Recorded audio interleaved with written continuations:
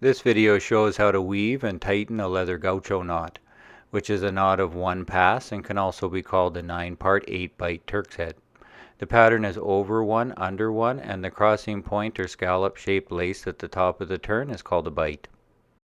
I laser cut this 8-pin gaucho knot pegboard out of 1/4 inch MDF and used 3/4 inch long 1/8 inch birch dowels for the pins.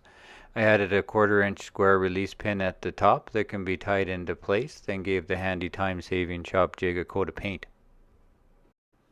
The 8 pins are just long enough to stick out on both sides, catching the lace but without glue so they can move around, making the knot easier to release. The dowels space the bights out evenly and make the gaucho knot very easy to weave. Start by measuring out the lace you will need, but leave the end on the spool so when you start tightening the knot, the excess lace can be rewound back onto the spool. The lace closest to the spool is called the standing end that I tie off with a small clip. The other end of the lace is called the working end, so the weave is always the working end passed under or over the standing end. Attach a needle to the working end and start wrapping the lace into position. Every 4th pin on the opposite column shapes the bight, and every wrap follows along its side until it crosses to the next pin. Every pass also holds the lace onto the pegboard as it crosses over and gets hooked onto the next pin to create the next bight. You want to pull the lace carefully with even tension so the lace does not come off of the pins.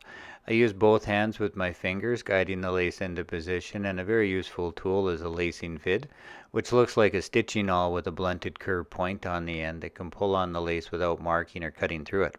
To finish the knot, continue to weave the pattern back to the starting point and weave on top of the standing end. Once the gaucho knot is released from the pegboard, it is ready to use. I also drew the pattern in AutoCAD and printed it on paper so you can pause for a slow motion view of the pattern if you like. Weaving the knot on a pegboard is the easy part and should only take a few minutes, but tensioning and tying the knot onto something like a flat strap is a lot harder than it looks and usually takes me about 15 minutes. I am working on a barrel bag with a pull tab latch and want to decorate the latch with a gaucho knot. First thing to do is position the knot and remove the extra lace by going in the opposite direction.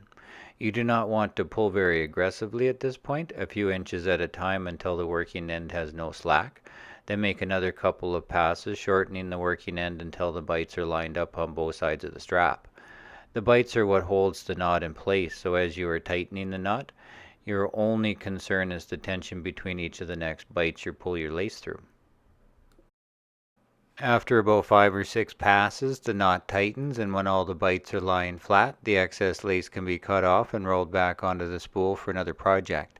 The last pass is tensioned tightly to make the knot permanent, and the remaining lace is tucked under or removed.